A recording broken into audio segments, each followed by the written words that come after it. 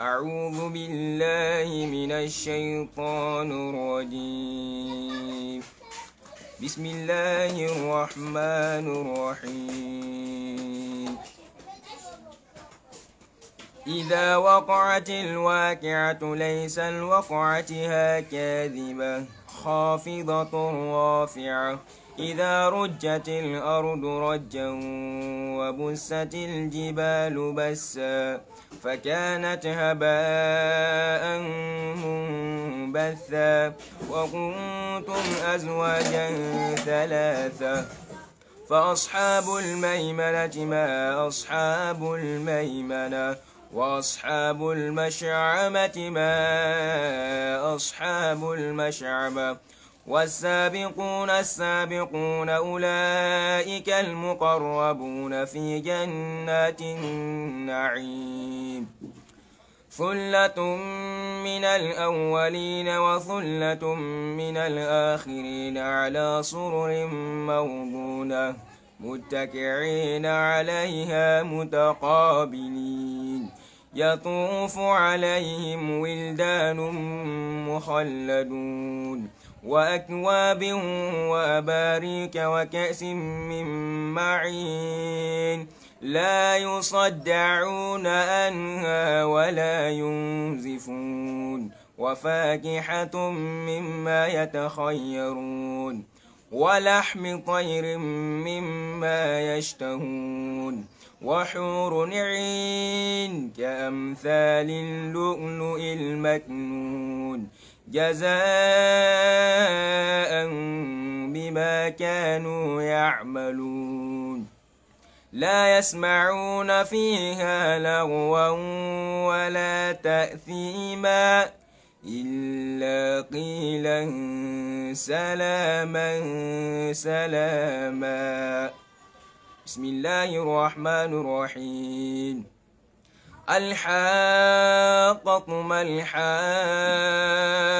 وما أدراك ما الحاقة كذبت ثمود وعاد بالقارعة فأما ثمود فأهلكوا بالطاغية وأما عاد فأهلكوا بريح صرصر عاتية سخرها عليهم 7 ليال و8 أيام حصوما فترى القوم فيها صرعى كأنهم أعجاز نخل خاوية فهل ترى لهم من باقية وجاء فرعون ومن قبله والمؤتفكات بالخاطئة فعصوا رسول ربهم فأخذهم أخذة رابية إنا لما طغى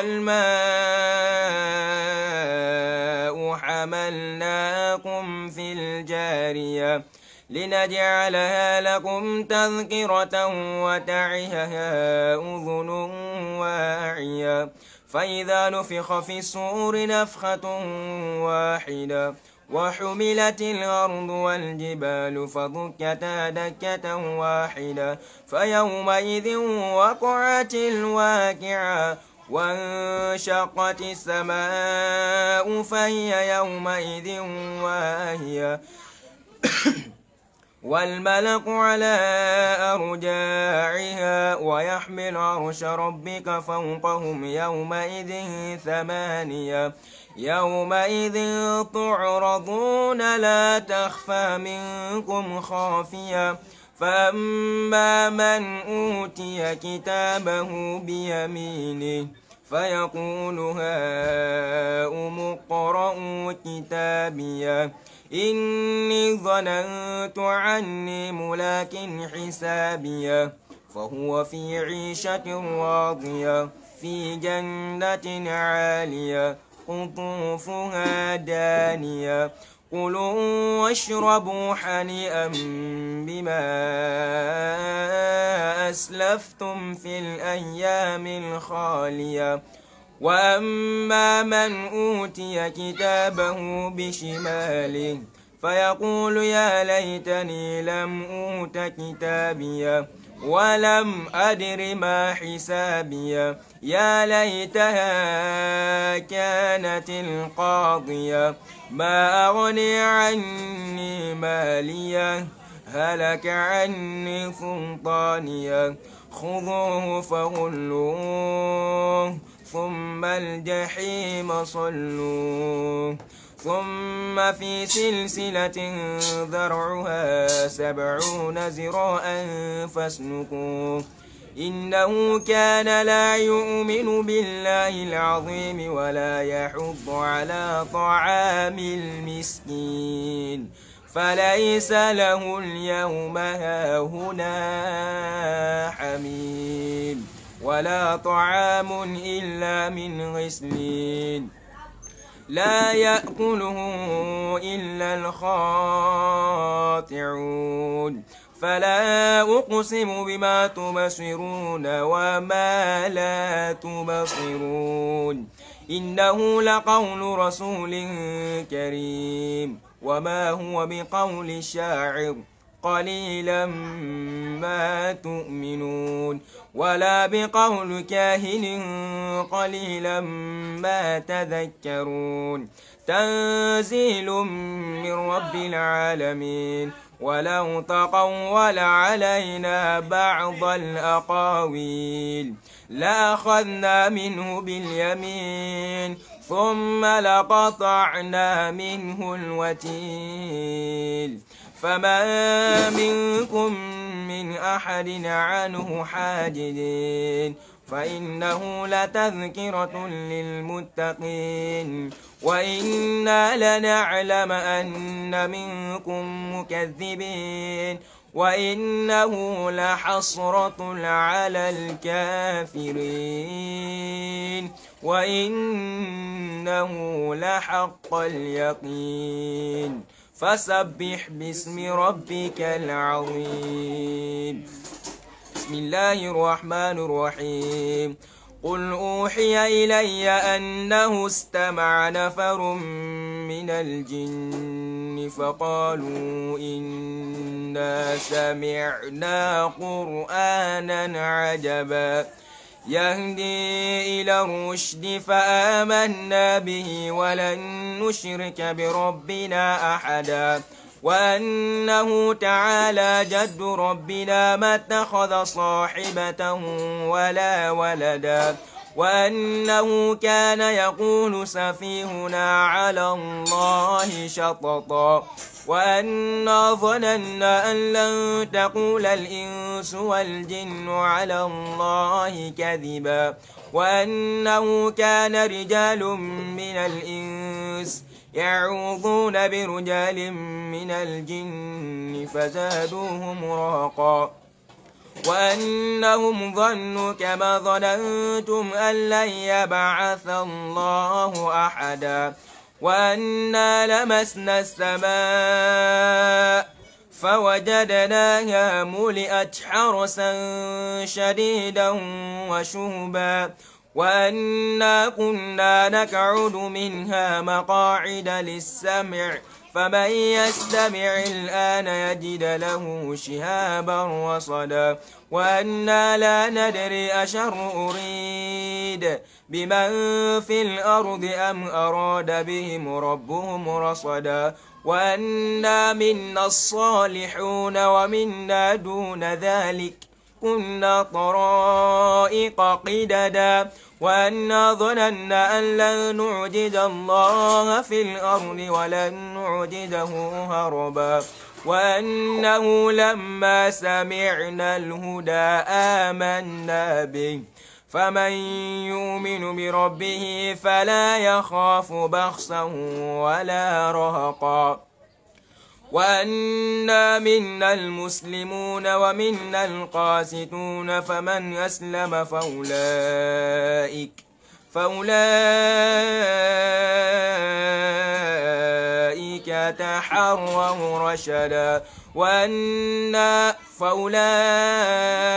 تحروا رشدا وأن لو استقاموا على الطريقة لأسقيناكم ماء غدقا لنفتنهم فيه ومن يعرض عن ذكر ربه يسلكه عذابا صعدا وأن المساجد لله فلا تدعوا مع الله أحدا وأنه لما قام عبد الله يدعوه كادوا يكونون عليه لبدا صدق الله العظيم.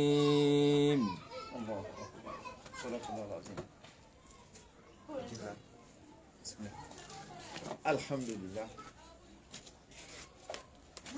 Alhamdulillah, alhamdulillah. Masha'Allah. Wassalatu wassalam ala Rasulillah. On remercie le frère pour sa lecture. Donc, salam alaikum wa rahmatullahi wa barakatuh.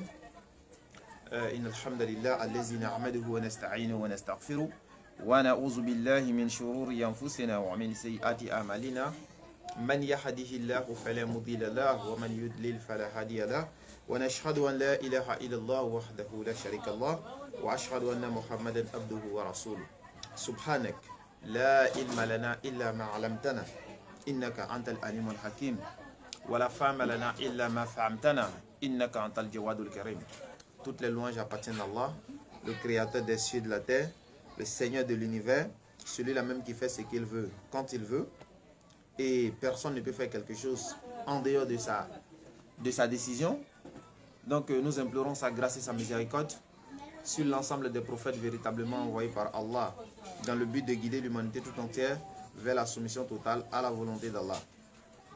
Encore une fois de plus, nous sommes encore là pour faire le rappel comme on a pour habitude de le faire. Et c'est la raison pour laquelle le frère il a fait d'abord une très belle lecture, voilà, comme étant l'introduction. Donc là on va essayer de faire un petit rappel parce que là il nous dit de faire le rappel parce que le rappel profite aux croyants. Donc Fadakir, Fa'inna al-zikratan fa'ul mu'minin. Donc là aujourd'hui on va essayer de faire un rappel et de telle manière que les gens puissent comprendre également ce qu'il en est en ce qui concerne l'islam. Voilà, parce que comme je l'ai dit tantôt, nous avons beaucoup de sujets en islam que nous pouvons développer. Et aujourd'hui, alhamdoulilah, on va essayer d'échanger. Et s'il y a des personnes qui ont des questions aussi, ne doivent pas hésiter également, ils peuvent poser leurs questions. Et par la grâce d'Allah, on va essayer d'y répondre. Voilà, bismillah. Et alhamdoulilah, n'oubliez pas également, donc le ramadan tire vers sa fin. Donc on demande à tout musulman de vraiment faire l'effort parce que nous sommes déjà là à la fin et le ramadan est en train de partir. Donc il faut en profiter au maximum. Voilà, il faut en profiter au maximum. Donc qu'Allah nous facilite et qu'Allah nous donne les mérites du ramadan. Qu'Allah fasse que ce ramadan-ci ne soit pas en vain, quoi. Voilà. Ok. Donc qu'Allah nous facilite et qu'Allah nous donne la bonne compréhension. D'abord, on va essayer de parler je pense, du comportement en islam. Vous savez, le comportement en islam, c'est quelque chose de fondamental. Comme le prophète Mohammed alayhi salatu wassalam, il a dit, il dit que lui, il a été envoyé pour parfaire les bons comportements ou les bons caractères. Donc, le bon comportement également aussi, c'est bon. Et en même temps, on va également parler du rôle de la foi. Voilà, quel est le rôle de la foi. Voilà, donc, et par ceci, il faut... Est-ce que vous m'entendez bien? Vous m'entendez bien? Si vous m'entendez bien, on va continuer, Inch'Allah.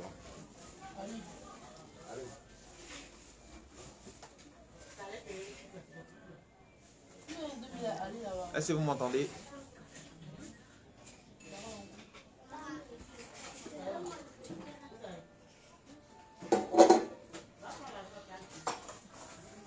Ok, d'accord, merci. Donc, comme vous m'entendez, il n'y a pas de souci. Donc, on essaie là de parler du rôle de la foi, parce qu'il est bon de dire, ouais, tout le monde doit avoir la foi, tout le monde doit avoir la foi. Mais la foi, ça sert à quoi? Quel est le rôle de la foi dans la vie de l'être humain? Voilà, donc, il faut savoir d'abord qu'en l'être humain, il faut rappeler qu'il existe, c'est-à-dire au fond de l'être humain, en lui-même, une force qui est mystérieuse. Voilà, cette force-là également, c'est ce qui lui permet de faire le bien et c'est ce qui également l'empêche de faire le mal. Et c'est ça qui s'appelle la foi. C'est une force mystérieuse. Oscarino, t'es malade. Merci, tu vois. Ok, d'accord. Donc, comme je le dis, c'est juste pour taquiner. Hein, voilà. Donc, comme je le disais, il y a une force mystérieuse qui existe dans l'être humain, au fond de lui. Et cette force-là également incite l'autre humain à faire le bien et l'interdit. Eh, mamie, madame. Allô? Allô, allô? Eh, madame.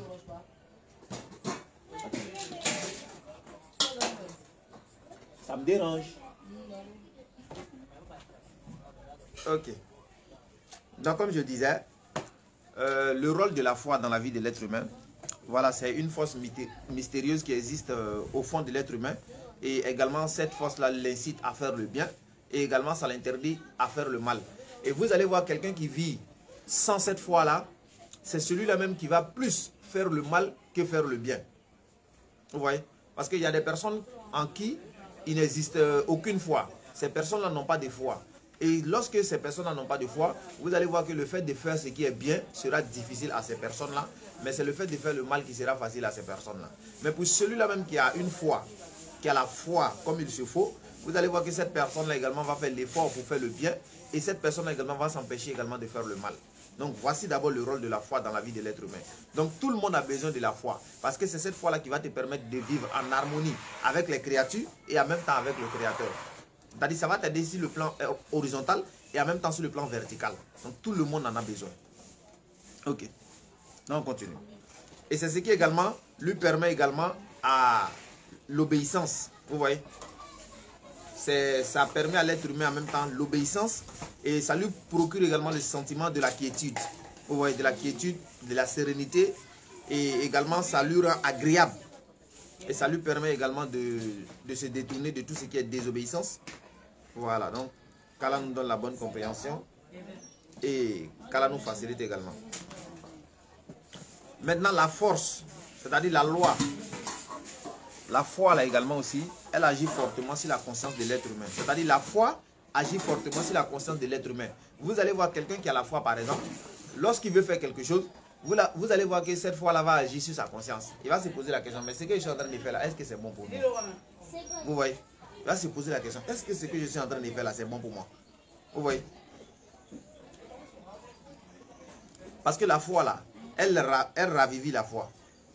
Elle ravivit la conscience. Et en même temps, elle alimente aussi la conscience. C'est-à-dire, une foi sans conscience, ça ne peut pas passer. Donc, c'est la foi qui va alimenter ta conscience. Vous voyez? Parce que sans la foi, la conscience va s'éteindre en même temps chez certaines personnes. C'est pourquoi vous allez voir des gens qui n'ont pas de foi, qui n'ont pas de conscience. Ce sont des personnes qui font tout. Et puis, pour eux, ça paraît normal, ça paraît logique. Pourquoi? Parce qu'ils n'ont pas de foi. Et ce que vous trouvez comme interdit, eux ne trouvent pas ça comme interdit. Vous voyez? Ce que vous trouvez comme interdit, eux ils ne trouvent pas ça comme interdit. Pourquoi? Parce qu'ils n'ont pas la foi. Celui qui a la foi par exemple, quand tu vas lui demander de ne pas faire telle chose, quand Dieu va lui demander par exemple de ne pas faire telle chose, avec la foi là, la personne va s'interdire, va s'abstenir de ne pas le faire. Mais celui qui n'a pas la foi, vous allez voir qu'il va concurrent, il va continuer toujours. Il va chercher toujours des argumentaires même pour poser la question. Oh putain. Bon. Je pense que... Attendez un instant.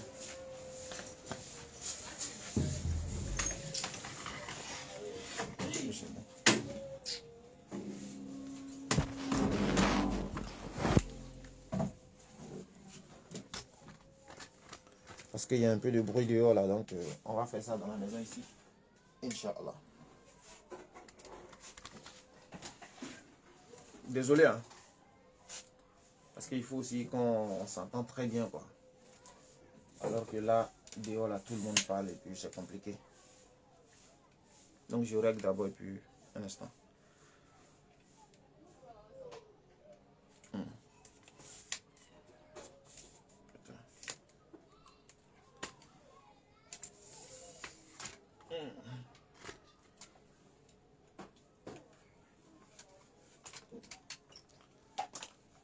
Oscarino, tu n'as pas le choix de dire que tu n'es pas d'accord. Tu vas me dire que tu n'es pas d'accord, pourquoi? Tu es d'accord en réalité parce que ce que j'ai dit c'est vrai. C'est ça l'islam. Quand vous ne connaissez pas l'islam, quand on vous parle, vous dites vous n'êtes pas d'accord, vous n'êtes pas d'accord. Aujourd'hui, toi-même, tu me dis que tu es d'accord. C'est ça l'islam. Et vous serez d'accord avec l'islam. Vous allez monter, vous allez descendre. Parce que l'islam, c'est la vérité. Et il n'y a rien après la vérité, si ce n'est le mensonge. Qu'est-ce qu'il y a après la vérité, si ce n'est le mensonge? Donc, vous devez admettre la vérité. Donc, personne ne pourra dire que lui n'est pas d'accord avec la vérité. Donc, un instant.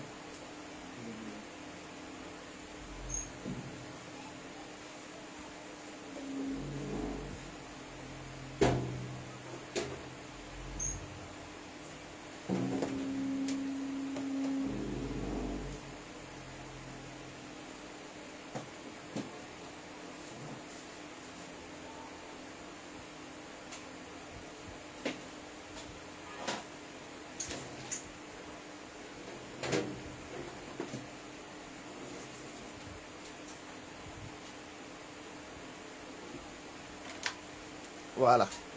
Là, maintenant, je suis là. Donc là, il n'existe personne qui va dire qu'il n'est pas d'accord avec la vérité. Parce que si tu n'es pas d'accord avec la vérité, c'est que tu te mens à toi-même. Attendez que je branche le téléphone.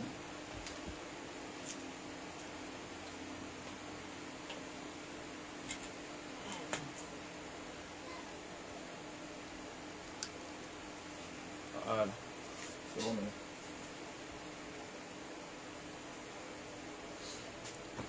Non, est-ce que vous m'entendez? Est-ce que vous m'entendez?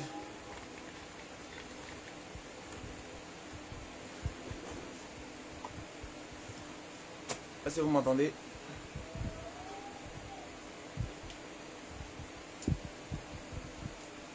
Ok.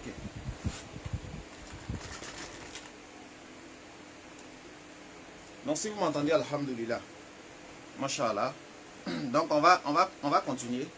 Et comme je parlais tout à l'heure de la foi, voilà, donc la foi c'est quelque chose qui réside dans l'être humain. Et également c'est ce qui lui permet de faire ce qui est bien. Et également ça lui permet de s'éloigner de ce qui est mal également. Et une personne qui va vivre sans la foi, vous allez voir que cette personne-là, le fait de faire le mal lui sera vraiment facile. Et ça sera vraiment difficile à cette personne-là de faire le bien. Pourquoi? Parce que cette personne-là n'a pas la foi, cette personne-là n'a pas la crainte de Dieu. Et quelqu'un qui n'a pas la crainte de Dieu, lorsque tu vas lui dire que telle chose est interdite, il va se poser des questions. Mais pourquoi c'est interdit? Pourquoi par exemple Dieu peut interdire telle chose? Il va chercher à comprendre d'abord avant d'obéir. Alors que si on prend l'exemple sur les anges, lorsque Allah il a posé la question aux anges, lorsqu'il a demandé aux anges de se prosterner devant Adam, les anges ne comprenaient pas. Mais malgré tout cela, ils se sont prosternés devant Allah. Parce que le véritable croyant, lui, lorsqu'il entend, il va dire Sami'ina wa atona. C'est-à-dire, nous avons entendu et nous avons obéi. Voici le véritable croyant. Le véritable croyant ne cherche pas à comprendre d'abord avant d'obéir. C'est après avoir... C'est-à-dire, si Allah t'a fait grâce de comprendre, il n'y a pas de problème. Mais il y a des trucs même on ne peut pas comprendre. Vous voyez? D'accord. Donc, comme je l'ai dit, j'ai dit la foi également, elle alimente la conscience de l'être humain. Et vous allez voir que certaines personnes qui n'ont pas la foi, vous allez voir que c'est-à-dire leur conscience va s'éteindre. Vous voyez, la conscience s'éteint chez certaines personnes. Et vous allez voir certaines personnes dont leur foi n'est plus opérationnelle. Pourquoi? Ça ne travaille plus. Tandis que d'autres personnes, ils ont l'absence de la foi. Il y a d'autres personnes, par exemple, qui ont l'absence de la foi. Et il y a d'autres personnes en même temps qui ont cette foi-là. Il y a d'autres en même temps qui ont un déséquilibre. Vous voyez? Et ça pousse d'autres maintenant à faire ce qui est mal. Par exemple, à faire de l'associationnisme, à offenser les autres, à rabaisser les autres, à blesser. Vous voyez?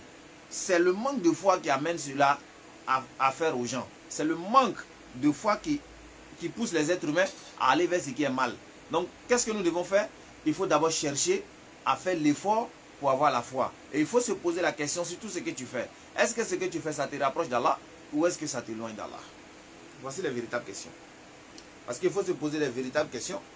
Et en même temps, tu vas avoir les bonnes réponses aussi. Parce qu'Allah, il a dit, n'est-ce pas par le rappel d'Allah, n'est-ce pas par l'évocation d'Allah que se tranquillisent les cœurs? Donc Allah, il pose la question. Est-ce que ce n'est pas par l'évocation d'Allah que se tranquillisent les cœurs? Donc à nous maintenant de nous poser la question. Si réellement ça n'est pas l'évocation d'Allah que se tranquillisent les cœurs, que faisons-nous maintenant? Nous, qu'est-ce qu'on fait? Vous voyez? Parce que la foi consiste d'abord en croire en Allah. Parce que pour celui qui a la foi, il doit croire en Allah. Et lorsque tu crois en Allah, tu dois lui obéir. Parce que croire en Allah ne suffit pas de dire simplement je crois en Allah et puis c'est fini. Non. Ça consiste à lui obéir, à faire ce qu'il te demande et à t'abstenir de ce qu'il t'interdit. Voilà d'abord la foi en Allah. Donc pour celui qui croit déjà en Allah, il ne voudra pas faire le mal. Parce que Allah, il interdit de faire le mal. Allah, il nous dit, ne suivez pas les pas du diable. Donc pour celui d'abord qui croit en Allah, il ne peut pas suivre les pas du diable. Vous voyez? Donc d'abord, voici les enseignements véritables que l'islam nous fait ressortir. Donc l'islam nous appelle d'abord à réfléchir. Et en même temps aussi, la foi aussi consiste à croire au jour dernier. C'est-à-dire à Yom Al-Kiyama. Parce que le croyant, peu importe dans toutes ses actions, sa conscience est déjà dans ce sujet-là. Il sait déjà qu'il va mourir et puis il va ressusciter. Donc il croit déjà en l'au-delà. Il sait déjà qu'il y aura un jour où tout ce qu'il est en train de faire ici sera comptabilisé devant Allah. Donc est-ce que ce dernier-là, il va continuer à œuvrer en mal? Voici d'abord la question. Parce que si tu ne crois pas au jour dernier, je pense que tu pourras te comporter comme tu veux. Mais si tu crois déjà au jour dernier, là il y a déjà problème. Donc la balle est dans le camp de tout un chacun. À chacun maintenant de méditer, à chacun maintenant de faire un bilan, à chacun maintenant de vraiment réfléchir et il va essayer de comprendre.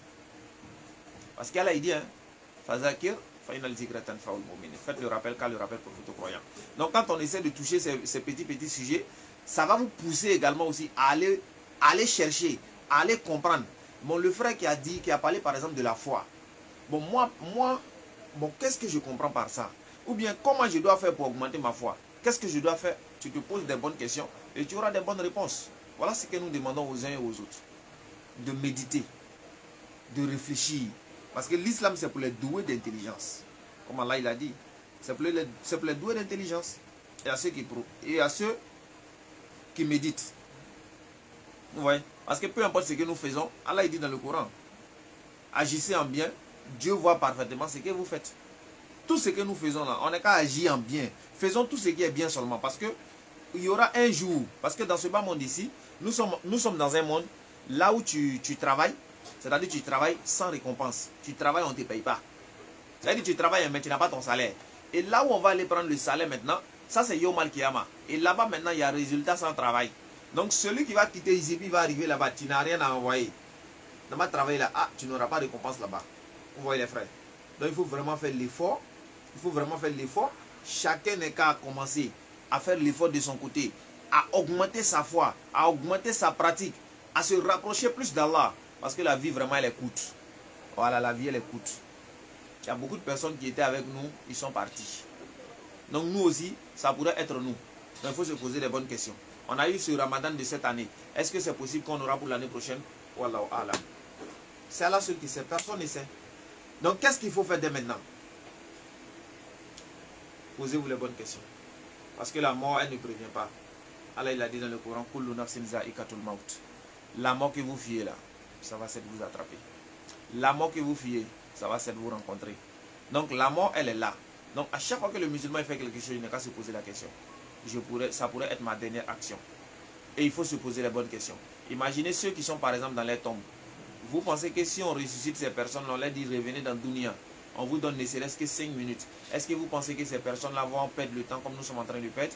Est-ce que vous pensez que ces derniers-là ils vont dire attends, je vais aller jouer Bi d'abord? Est-ce que vous pensez qu'ils vont dire attends, je vais aller jouer Konami d'abord? Est-ce que vous pensez qu'ils vont dire je vais aller jouer Betclic d'abord? Est-ce que vous pensez qu'ils vont dire je vais aller boire l'alcool d'abord? Est-ce que vous pensez qu'ils vont dire je vais aller au concert de temps avant de mourir? Est-ce que vous pensez que ces derniers-là ils vont dire non, il y a une soirée d'abord que je dois participer? Est-ce que vous pensez que ces derniers-là ils vont dire attends, je vais faire un tour de véhicule dans le monde? Est-ce que vous pensez que ces derniers-là ils vont dire je voudrais faire un voyage par exemple pour aller à Dubaï? Qu'est-ce qu'ils vont faire les frères? Qu'est-ce qu'ils vont faire? Et nous ne sommes pas là vous interdire de voyager. Hein. Non, on n'est pas en train de vous interdire de voyager. Vous pouvez voyager. Vous pouvez tout faire. Vous pouvez manger bien. Vous pouvez tout faire. Parce que tout ça, ça rentre dans le cadre. Allah, il a dit, n'oubliez pas votre propre pas aussi. Donc, tu peux profiter de la vie sans problème. Mais sans pour autant dépasser les limites d'Allah. Voilà ce que nous disons. Parce que si tu manges, et cette nourriture-là t'empêche d'adorer Allah, c'est qu'il y a problème. Si par exemple tu as des biens, et ces biens-là te permettent de t'éloigner d'Allah, c'est qu'il y a problème. Donc, c'est-à-dire, il ne faudrait pas qu'il y ait quelque chose qui puisse t'interdire en toi et puis Allah. S'il y a quelque chose qui est en toi et puis Allah, et puis cette personne-là, cette chose-là te permet de t'éloigner d'Allah, faut savoir que cette chose-là, c'est déjà ton ennemi, c'est ton shaitan qui est là. C'est clair. Donc chacun de nous maintenant doit faire un bilan. Il doit se poser les bonnes questions. Il doit réfléchir. On dit qu'il faut te faire des comptes avant que le jour des comptes arrive. Voilà. Sur ce, les gens de Facebook là, à tout à l'heure.